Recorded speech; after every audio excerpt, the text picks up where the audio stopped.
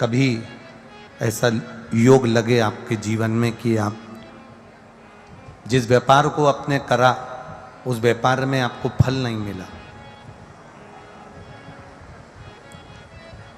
फिर आपने व्यापार चेंज करा, फिर बदल कर देखा, फिर उस व्यापार को कर देखा, उसमें फल नहीं मिला, फिर आपने वापिस व्यापार को बदलने का विचार किया, तो हमारा निवेदन रहेगा उस व्यापार को बदलने से पहले एक काम जरूर कर देखो।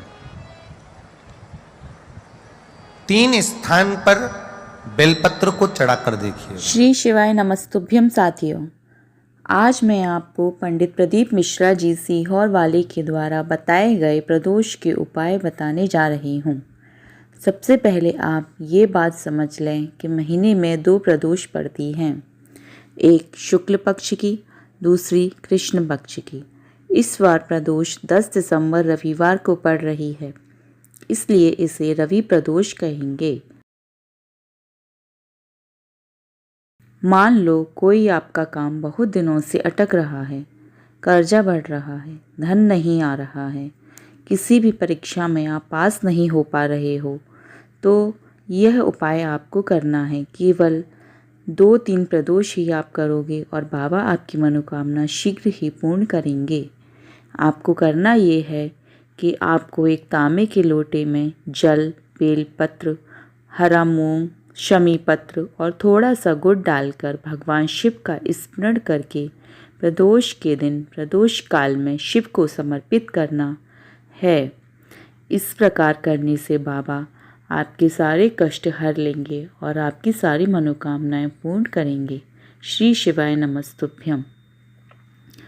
दूसरा उपाय यह भी आप कर सकते हैं कि अगर आपका व्यापार में आपको सफलता नहीं मिल रही है, जैसे कोई भी आप व्यापार करते हैं और आप उसमें सफल नहीं हो पा रहे हैं, आपको बार बार व्यापार बदल रहे हैं, फिर भी आप उसमें सफल नहीं हो पा रहे हैं, तो आपको 3 बेलपत्र लेना है।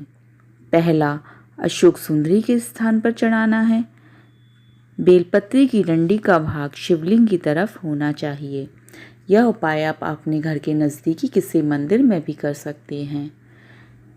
दूसरा बेलपत्र शिव जी की 5 बेटियों का स्मरण करते हुए जो जलाधारी में से बूंद बूंद पानी की तरह टपक रही हैं, जया, विषहरा, शाम्रवारी, दौतली, देव, इन सबका स्मरण करते हुए दूसरा बेलपत्र शिवलिंग पर चढ़ाना है। याद रखें कि डंडी आपके विपरीत दिशा में हो। तीसरी बेलपत्री शिव जी की जलाधारी जहाँ पर शिवलिंग रखा होता है, केवल उससे स्पर्श कराकर बेलपत्री के पेड़ के नीचे कोई भी शिवलिंग हो, या तो वहाँ पर या फिर नहीं तो कोई कंकड़ शंकर मानकर वहाँ पर चढ़ाना है। डंडी को वृक्ष की ओर करना है। रवि प्रदोष के दिन इस प्रकार चढ़ाई हुई 3 बेलपत्र से हमारा गया हुआ धन भी वापस आ जाता है और हमारा व्यापार भी उन्नति की ओर चला जाता है। श्री शिवाय नमस्तुभ्यम साथियों। अब मैं आपको तीसरे प्रदोष के उपाय के बारे में बता रही हूँ। प्रदोष के दिन प्रदोष काल में, जैसा कि आप जानते हैं कि प्रदोष काल का समय शाम के समय होता है।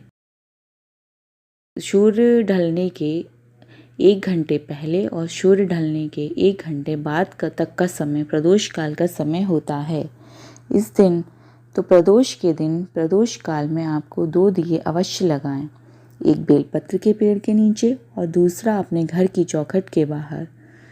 महादेव से प्रार्थना करें कि आप प्रदोष काल में नंदी के साथ जिस प्रकार भ्रमण करने निकलते हो, तो मेरे घर पर भी बाबा कृपा करना और मेरी झोली भी खुशियों से भर देना बाबा, कृपा करना बाबा। श्री शिवाय नमस्तुभ्यम। दोस्तों, अगर आगे भी आप इस तरह की जानकारी पाना चाहते हैं तो चैनल को सब्सक्राइब कर देना और वीडियो को लाइक कर देना। धन्यवाद।